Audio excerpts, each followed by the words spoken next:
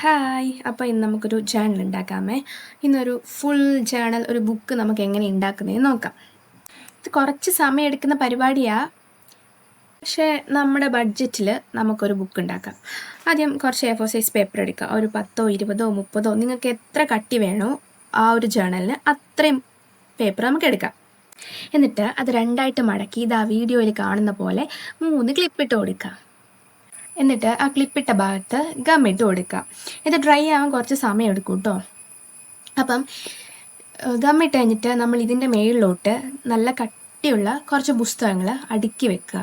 അപ്പം നമ്മുടെ ഈ പേപ്പറെല്ലാം കൂടെ നന്നായിട്ട് പ്രസ്സായിട്ട് വരും.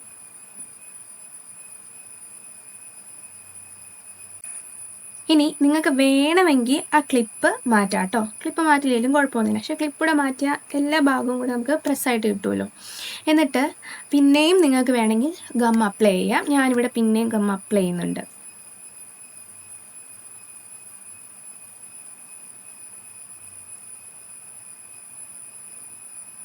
ഇനി ഇത് ഡ്രൈ ആവാൻ കുറച്ച് കൂടുതൽ സമയം എടുക്കും.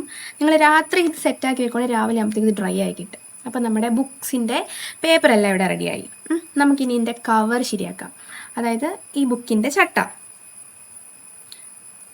അതിനു മുമ്പ് നിങ്ങൾക്ക് വേണമെങ്കിൽ ഒരു ചെറിയൊരു പേപ്പർ ആ ബുക്കിൻ്റെ ആ പുറവശത്തൂടെ ഒട്ടിക്കാം കേട്ടോ. അതൊരു ഗം ഇട്ടിട്ട് ലെങ്തും വിഡ്ത്തും എടുത്തിട്ട് അതേ രീതിയിൽ കട്ട് ചെയ്ത് അവിടെ ഒട്ടിച്ചാൽ മതി. ഈ സ്റ്റെപ്പ് നിർബന്ധമൊന്നുമില്ല, ഞാൻ പിന്നെ ചെയ്തോന്നേ ഉള്ളൂ.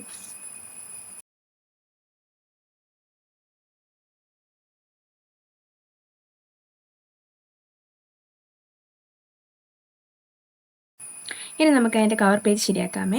അപ്പോൾ പഴയൊരു നോട്ട്ബുക്ക് എടുത്തോ, അതിൻ്റെ കവർ പേജ് വെച്ച് നമുക്കിത് ഉണ്ടാക്കാം. നിങ്ങൾക്കിനി കട്ടിയുള്ള കവർ പേജ് നിങ്ങളുടെ ചേനലിന് വേണമെന്നുണ്ടെങ്കിൽ ബേസ് ബോർഡിൻ്റെ പേപ്പറോ അല്ലെങ്കിൽ കാർഡ്ബോർഡ് പേപ്പറോ എന്ത് വേണമെങ്കിൽ നിങ്ങൾക്ക് യൂസ് ചെയ്യാമേ. എനിക്കിപ്പോൾ അത്രയും കട്ടി വേണ്ട, അതുകൊണ്ട് ഞാൻ പഴയൊരു നോട്ട്ബുക്കിൻ്റെ കവർ പേജ് എടുത്തു. എന്നിട്ട് അതിൻ്റെ മേളിലോട്ട് നമ്മൾ സെറ്റ് ചെയ്ത് വെച്ചിരിക്കുന്ന ബുക്ക് ഉണ്ടല്ലോ, അത് അതിൻ്റെ മേളിലോട്ട് വെച്ചിട്ട് ഒരു 0.3 സെൻറ്റിമീറ്റർ കൂടുതൽ ലെങ്ത് എടുത്തിട്ട് ഔട്ട്ലൈൻ വരച്ചു കൊടുക്കുക. എന്നിട്ട് അതനുസരിച്ച് വേണം നമ്മൾ ഈ ഒരു കവർ പേജ് കട്ട് ചെയ്തെടുക്കാൻ. ശരിക്കും പറഞ്ഞാൽ എനിക്കിങ്ങനെ വീഡിയോ എടുത്ത് വലിയ പരിചയമൊന്നുമില്ല. ഞാൻ ആദ്യമായിട്ടാണ് ഇങ്ങനെ വീഡിയോ ഒക്കെ എടുക്കുന്നതും അത് എഡിറ്റ് ചെയ്യുന്നതും വോയിസ് ഓവർ കൊടുക്കുന്നതും ഒക്കെ. അപ്പം അതിൻ്റേതായ മിസ്റ്റേക്സ് ഒക്കെ ഉണ്ടാവും. അപ്പോൾ അങ്ങനെ ഞാൻ ഇതിൻ്റെ ലെങ്തും വിഡ്ത്തും 0.3 സെൻറ്റിമീറ്റർ കൂടുതൽ എടുത്തിട്ടാട്ടോ ഇതിൻ്റെ ഔട്ട്ലൈൻ വരയ്ക്കുക. എന്നിട്ട് ഈ ഔട്ട്ലൈൻ വരച്ചത് അനുസരിച്ചിട്ടാണ് ഞാനത് കട്ട് ചെയ്യുന്നത്.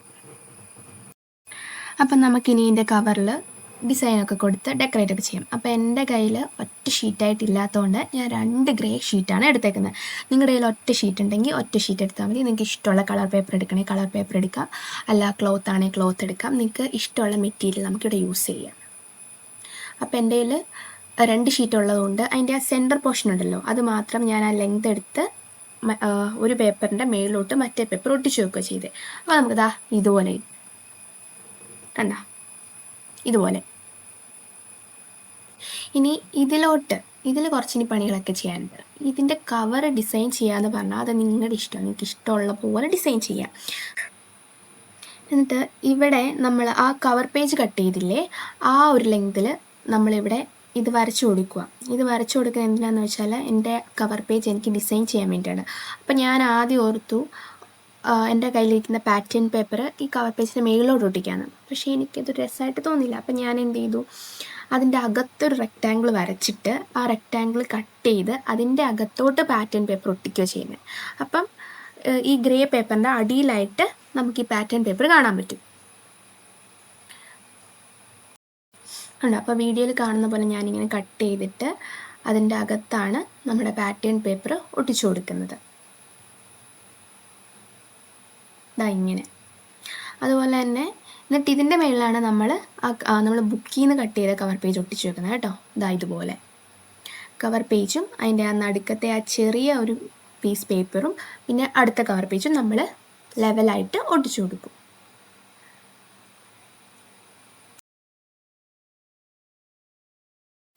ഇനി നമുക്ക് ഇതിൻ്റെ എഡ്ജസ് എല്ലാം കട്ട് ചെയ്ത് കളയാം. എന്നിട്ട് നമ്മൾ എഡ്ജസ് എല്ലാം കട്ട് ചെയ്തിട്ടാണ് അകത്തോട്ട് മടക്കി ഒട്ടിക്കുന്നത് കേട്ടോ. പക്ഷേ അതിനു മുമ്പ് ചെറിയൊരു പണിയും കൂടെ ഉണ്ട്, അത് നമുക്കിത് ആ വീഡിയോയിൽ കാണാം.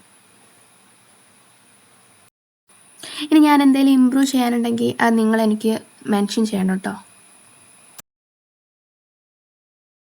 ഇനി നമുക്ക് ആ പേപ്പറെല്ലാം കൂടെ നമ്മുടെ ബുക്കിലോട്ട് ഒട്ടിച്ചു കൊടുക്കാം. ഇതാ വീഡിയോയിൽ കാണുന്ന പോലെ ബുക്കിലോട്ട് ഗ്ലൂ വെച്ച് അങ്ങ് ഒട്ടിച്ചു കൊടുത്താൽ മതി. പക്ഷേ ഇത് അങ്ങോട്ടും ഇങ്ങോട്ടും ചെരിയാതിരിക്കാൻ വേണ്ടി നമ്മൾ അപ്പുറം ഇപ്പുറം എന്തെങ്കിലും സാധനം വെച്ച് കൊടുക്കണം കേട്ടോ. ഇതും കുറച്ച് സമയം എടുക്കുന്ന പരിപാടിയാണ്. അപ്പോൾ എൻ്റെ ആദ്യത്തെ പേജ് ഉണ്ടല്ലോ, ആദ്യത്തെ പേജ് നമ്മൾ ആ കവർ പേജിലോട്ട് ഒട്ടിച്ചു കൊടുക്കുവാണ്. എന്നിട്ട് അതിൻ്റെ മേളിലോട്ടാണ് നമ്മൾ ആ ഗ്രേ ഷീറ്റ് നമ്മൾ മടക്കി ഒട്ടിക്കുന്നത്. അങ്ങനെ തന്നെയാണ് നമ്മൾ രണ്ട് സൈഡും വെക്കുന്നത്. കണ്ടോ, നമ്മൾ ഒട്ടിച്ചു.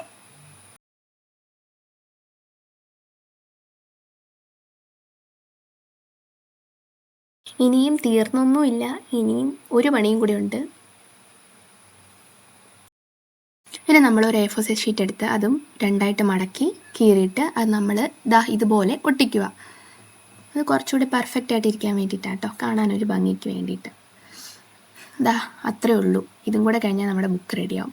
പിന്നെ എനിക്ക് ഈ കവർ പേജ് അത്ര അങ്ങോട്ട് പിടിച്ചില്ല. അപ്പം ഞാൻ ഇതിനകത്ത് 2 ഫ്രെയിം കൂടെ ആഡ് ചെയ്ത് കുറച്ചുകൂടെ നന്നാക്കി എടുത്തു. ഇപ്പം കുറച്ചും കൂടെ സൂപ്പറായി എന്ന് എനിക്ക് തോന്നി കേട്ടോ. അപ്പം ശരി എന്നാൽ. അപ്പോൾ ഇനിയും ഇതുപോലുള്ള ജേർണൽ മെറ്റീരിയൽസിൻ്റെ വീഡിയോസിന് വേണ്ടിയിട്ട് നിങ്ങൾ എൻ്റെ ചാനൽ ഒന്ന് സബ്സ്ക്രൈബ് ചെയ്യണം, ലൈക്ക് ചെയ്യണം. അപ്പോൾ ഓക്കെ, ബൈ.